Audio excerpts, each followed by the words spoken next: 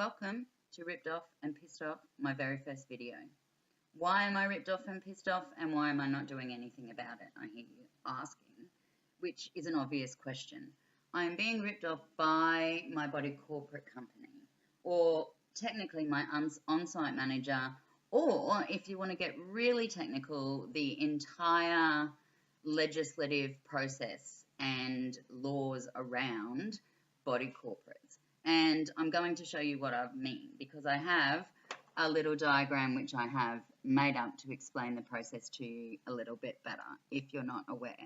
So recently I tried to complain to the Commissioner for Body Corporate Services. Naively, I believed him to be a regulatory body who I was able to take complaints of unjust behaviour or unjust contracts and have that adjudicated, have it looked at, have it reviewed, but I was wrong. They have been set up to handle disputes between residents within body corporate complexes that cannot be resolved one-on-one. So really, he's kind of an adjudicator, but there is no one to regulate what is happening within the industry. So underneath him, we have the body corporate company for XYZ, so whichever the scheme is that in which you are living. That company is owned by all of the lot owners. So I am an owner of this company. However, because the company is set up like an association, a sporting club, football club, netball club, no one owner can operate individually. You must have all of the owners working together. Now, when you're talking about a sporting club, a football association, a netball association, you are working off the assumption that all of these owners or company members are working towards the same goal, that they're in the same headspace. They're there for the benefit of cricket or the football club or whatever the case may be. However, when you're talking about people's property, people's money, not so much. Everyone has a different idea of what is right and what is wrong when it comes to personal matters such as property and money. You also have the assumption that people are all of the same mind as to standing up when something is wrong or complaining. But that's not the case either. Some are happy to travel along because they prefer not to rock the boat. So that's where that system is a bit difficult as well. So I can't act alone, and if other lot owners don't care and they're happy to keep paying because they don't want to rock the boat, then I've got nothing. Underneath them is the Body Corporate Management Company. Now, they're really a secretary company. They send notices, they collect money, but they're getting their slice of fees for that service. However, they won't get involved. They won't offer advice. They won't mediate. They just continue to tell you what the law is or what the rule is. Underneath them is the Body Corporate Committee. Now, that is a selection of members of the owners who can work to bring themselves, nominate themselves, or nominate others to be on that committee. Now, again, for that committee to affect change, everybody has to be like-minded. Everybody has to have similar views on the way that the complex should be run. An excellent example of where this doesn't happen is in my complex. Roughly 2 years ago, maybe a bit more, the Body Corporate Committee decided, in their wisdom, to turn off the irrigation system for the complex completely because the water cost was too expensive. Now, my lot voted against this, obviously, because the cost of replacing plants that are dead is far more than the cost of water to keep them alive. However, because the other committee members did not have the same value towards the entire complex as being part of the value of their property, they didn't vote that way. So there has been no watering happening in this complex for at least 2 years, and everything is slowly dying. Underneath them sits our on-site manager.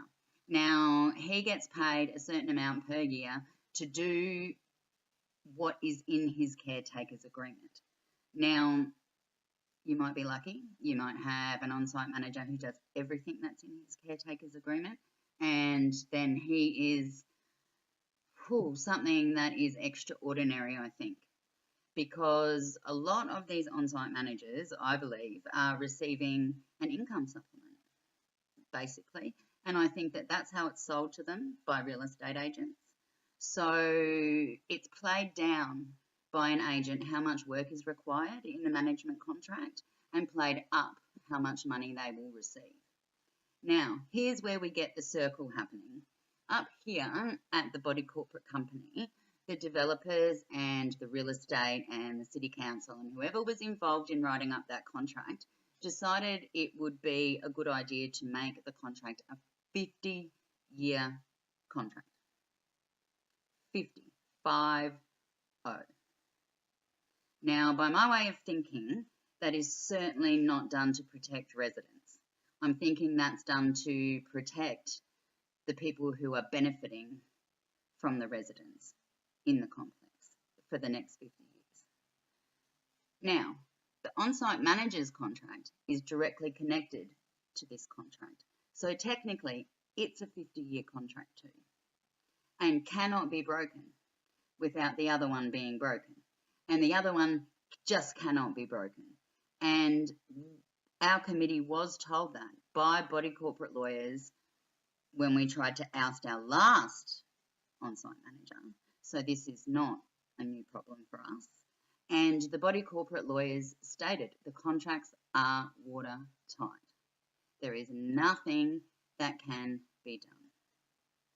Now, the other thing that is absurd is in this on-site manager contract, this gentleman or whoever will be the on-site manager at any given time will receive a 5% pay increase every single year, regardless. I do not know of any industry in this country that you would receive a 5% increase in your pay every single year, regardless of what your performance is. So, because of the loopy way it goes around in a circle, that's what happens to lot owners like me. There's nowhere for us to complain. We get threatened with interest charges if we don't pay all of our levies. So that creates a bigger financial issue for those who are struggling anyway. But also, it sends a very clear message that we don't care what you think.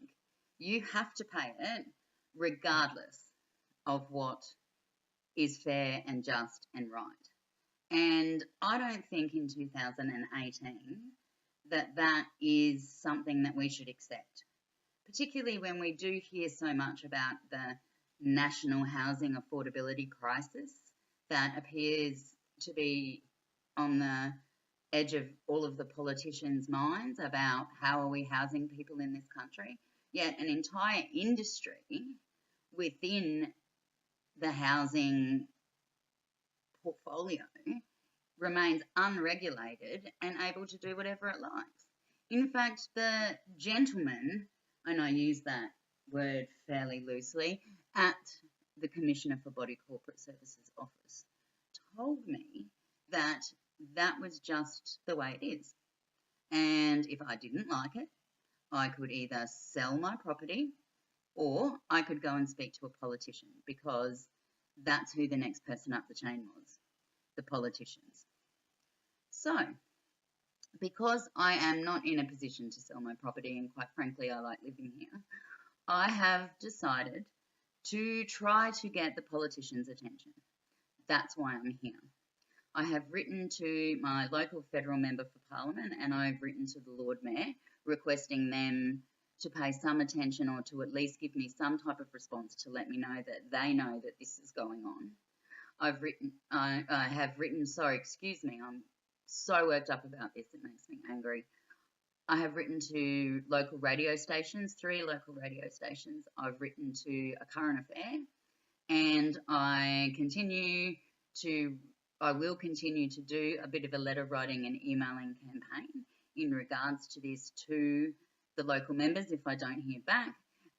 Also to try and get media attention around this, perhaps the news stations, but I have started an online petition. So in this country, if I can present a petition to National Parliament that has 100,000 signatures on it, I can force them to discuss this in the House. So I don't really want anything from you but a signature. And I've got some links here, or some information here. Excuse me, my first YouTube video. I'm trying to get it right. I have got an online petition, which I would love for you to sign. Please ask your friends to sign. Even if you're not in a body corporate and you think that this is total BS, that I should have to pay $200 a month for nothing, a signature would be great. If you are in a body corporate and you'd like to share your experience, I have a Facebook page with photos and videos, and if people want to get a conversation going, that would be absolutely fantastic, because I am ripped off and pissed off, and I'm tired of not being able to do anything about it.